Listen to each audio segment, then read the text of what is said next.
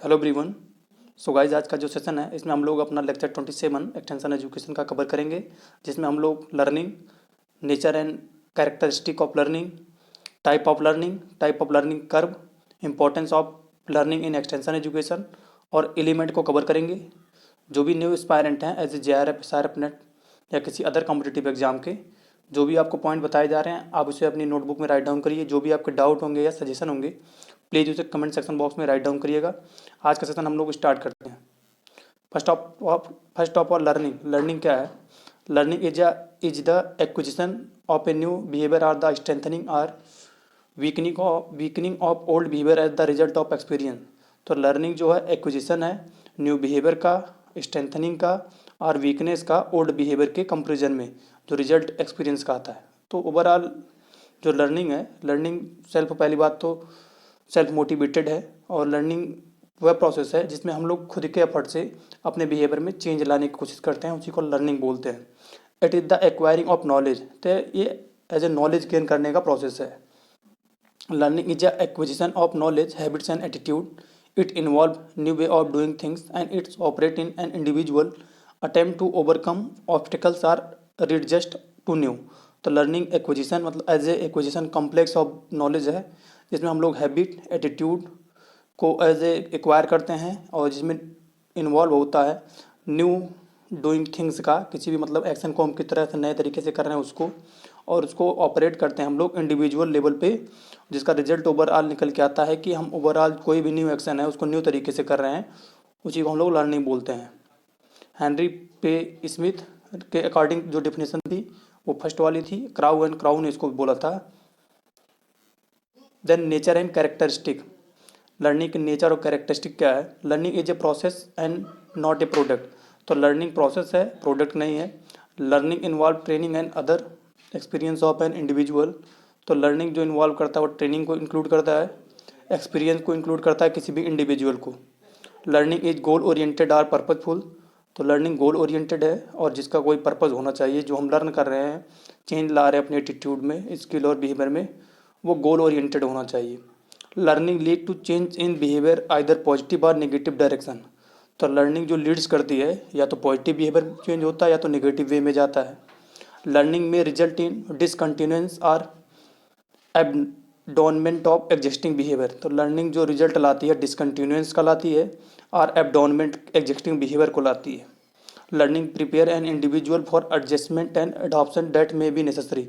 तो लर्निंग जो कैपेबल करती है किसी भी इंडिविजुअल को किसी भी अदर प्लेस पे, अदर कल्चर में उसको एग्जिस्ट करने का या अडॉप्ट करने का। Then type of learning. Learning कितने टाइप के इसको हम लोग देखते हैं। First of all verbal learning. तो वर्बल लर्निंग जो होता है उसमें साइन, पिक्चर, सिंबल, वर्ड्स, इससे जो हम लोग सीखते हैं उसको हम लोग वर्बल लर्निंग बोलते हैं। Then motor skill, motor learning. तो इसमें हम लोग मोटार स्किल पे ध्यान देते हैं एज ए जैसे हमारा मेथड डिमॉन्स्ट्रेशन होता है। Learning how to drive a tractor, इसमें हम लोग किसी भी न्यू टेक्नोलॉजी को कैसे ऑपरेट करना वो सीखते हैं। Then problem solving learning, reasoning, thinking, imagination, drawing, conclusion, तो ये प्रॉब्लम सॉल्विंग लर्निंग में आता है। देन कॉन्सेप्ट लर्निंग, तो farmer can identify weeds from crop as a result of concept of learning etcetera. तो कोई भी फार्मर है वो अपने फील्ड में जाके वीट के में या राइस में जो वीट का आइडेंटिफिकेशन करता है वो कॉन्सेप्ट लर्निंग के अंतर्गत आता है। देन एटीट्यूड लर्निंग, फेवरेबल और अनफेवरेबल रिस्पॉन्स टू ऑब्जेक्ट। तो एटीट्यूड होता है थिंक फेल्ट, हम किसी भी एज ए जो हमारा स्टिमुलई है उसके बारे में पॉजिटिव सोच रहे हैं या निगेटिव, तो वो आता है एटीट्यूड लर्निंग में। Then perceptual learning, occurrence of disease in field due to past experience etcetera. तो परसेप्चुअल ये होता है कि पिछले ईयर हमारे लास्ट ईयर हमारे फील्ड में डिजीज़ का इन्फेक्शन हुआ था, तो उसको हम देख के पहचान सकते हैं कि प्रीवियस डिजीज हमारे फील्ड में फिर से इन्फेस्टेशन किया है। Then type of learning curve. तो लर्निंग कर्व कितने प्रकार का होता है ये हम लोग देखते हैं। फर्स्ट जो हमारा है वो नेगेटिवली एसिलरेटेड और कॉन्वेक्स कर्व। तो नेगेटिवली जो होता है वो डाउनवर्ड होता है, जिसमें आप देख सकते हैं डाउनवर्ड जाता है और ये राइट से लेफ्ट की तरफ जाता है। When there is a rapid improvement in learning in the beginning of learning situation and gradually slow down with time this convex curve is obtained. तो जब लर्निंग स्टार्ट होता है तो रैपिड इंप्रूवमेंट होता है, जिसमें जो हमारा कर्व होता है वो डाउनवर्ड जाता है, जिससे हमारा कॉन्वेक्स टू ओरिजिन कर्व बनता है। The convex curve appears because the task is simple, task simple था। The learner had a previous practice about the task or similar subject.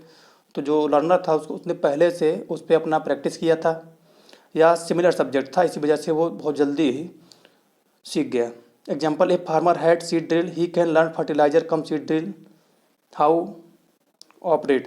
तो एक फार्मर था, वो सीड ड्रिल को पहले ही सीखा था, तो सीड कम ड्रिल को आराम से वो सीख जाएगा ऑपरेट करना। Then positively accelerated or concave curve. Positively accelerated learning क्या होता है, कर्व क्या होता है? when there is a slow initial change in learning in the beginning of learning situation and gradually increase down with the time, this concave curve is obtained। तो इसमें concave curve आता है। The concave curve appears because the task difficult था, नया था। The learner has no previous practice about the task or similar subject. तो learner को जो पुराना जो टास्क था वो पहले से नहीं पता था, ना ही उसने प्रैक्टिस किया था, और ये सिमिलर सब्जेक्ट पे नहीं था।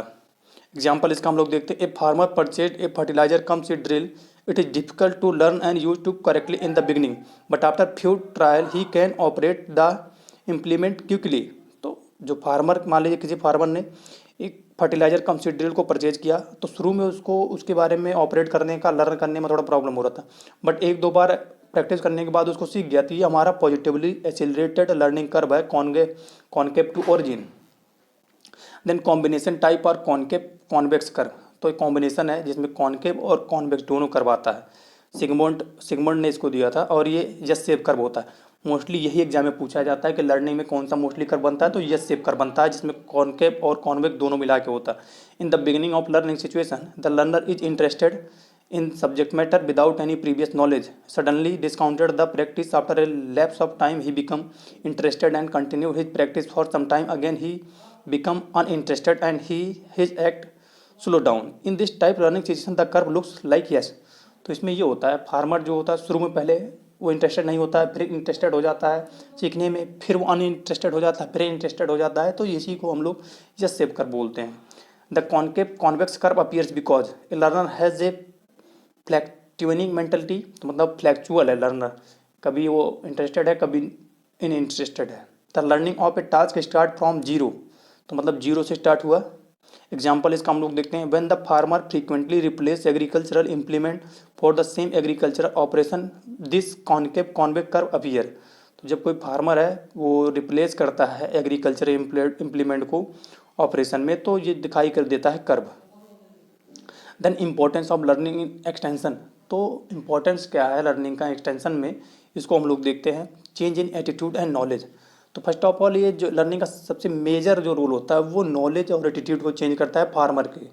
एग्जाम्पल इसका हम लोग देखते हैं, learning about integrated pest management IPM retrained the farmer regarding indiscriminate use of chemical fertiliser. तो IPM जो है, जो लर्निंग है, इसमें हम लोग जब IPM हमारा बायोलॉजिकल कंट्रोल है, तो इससे जो फार्मर है इसको सीखने के बाद वो केमिकल जो भी फर्टिलाइज़र होते हैं या इंसेक्टिसाइड होते हैं उनका कम यूज करता है। तो ये होता है change in attitude and knowledge. Then adoption of innovation, learning regarding cultivation of rice by SRI method help gain higher yield. तो अडॉप्शन ऑफ इनोवेशन SRI हो गया, हमारा डेफोक विधि हो गया, जिसमें अगर फार्मर इस इनोवेट को अडॉप्ट कर रहा है तो वो मैक्सिमम अपने एल्ड को बढ़ा सकता है मिनिमम इनपुट में। Then learning make practice dynamic. तो जो लर्निंग बनाती है वो प्रैक्टिस को डायनेमिक बनाता है, फ्लेक्सिबल बनाता है। Example, if farmer learn the operation of seed cum fertiliser drill or foliar spraying he can correctly use it by repetition. when action is exercised again and again it get strengthened and he future it become easy to perform। मान लीजिए कोई farmer है वो seed cum fertiliser को purchase करता है और foliar spray machine को, और वो करेक्टली नहीं फर्स्ट में या एक दो बार में ऑपरेट नहीं कर पा रहा है, बट वो जो प्रैक्टिस करेगा बार बार अगेन टू अगेन, तो इससे है वो फ्यूचर में उसको इजीली आराम से ऑपरेट कर लेगा। Then elements of learning situation. Learning situation के क्या क्या एलिमेंट हैं? फर्स्ट हमारा टीचर है, सेकंड हमारा सब्जेक्ट मैटर है, थर्ड हमारा टीचिंग मटेरियल्स है, फोर्थ हमारा फिजिकल फैसिलिटीज़ है, और जो सेंट्रल एलिमेंट है हमारा लर्नर है। तो यहाँ से एक क्वेश्चन पूछा जाता है कि learning element of learning situation में सबसे सेंट्रल एलिमेंट कौन सा होता है, तो वो हमारा लर्नर होता है। टीचर वो होता है जो कि हमें सब्जेक्ट मैटर को बताता है, मैसेज को कम्युनिकेट करता है, हमारे जो बिहेवियर को उसको चेंज लाता है। देन सब्जेक्ट मैटर होता है कि हम किस, first of all according to need and interest पे फार्मर के सब्जेक्ट मैटर को सेलेक्ट कर रहे हैं, ये सब्जेक्ट मैटर होता है। अब स्टूडेंट का मान लीजिए बीएससी फर्स्ट ईयर का है, तो उसको जो कोर्स ऑफर हो रहे हैं वो उसके सब्जेक्ट मैटर हो गए। देन टीचिंग मटेरियल में ये आता है कि हम जो फार्मर को मेथड डिमॉन्स्ट्रेशन से टीच कर रहे हैं, ऑन फॉर्म टेस्टिंग से कर रहे हैं, रिजल्ट डिमॉन्स्ट्रेशन से चेंज कर रहे हैं, या पपेट शो से, या हमारा जो डिफरेंट एज रामलीला से टीच कर रहे हैं, ये टीचिंग मटेरियल्स में आता है। अब स्टूडेंट को हम लोग एज ए प्रोजेक्टर से टीच कर रहे हैं या उनको क्वेश्चन बेस्ड पे टीच कर रहे हैं, तो ये हमारा टीचिंग मटेरियल्स में आता है। देन फिजिकल फैसिलिटी में एज ए स्टूडेंट क्लासरूम में हो गया, फैन फैसिलिटी हो गई, और एयर कंडीशनर हो गया, एज ए गुड माइक हो गया, तो ये सब आता है फिजिकल फैसिलिटी में। और लर्नर जो होता है वो सेंट्रल एलिमेंट होता है। Thank you. सो गाइज, ये सेशन जो एंड होता है, जो भी आपके डाउट होंगे या सजेशन होंगे प्लीज़ इस कमेंट सेक्शन बॉक्स में राइट डाउन करिएगा। Thank you for listening.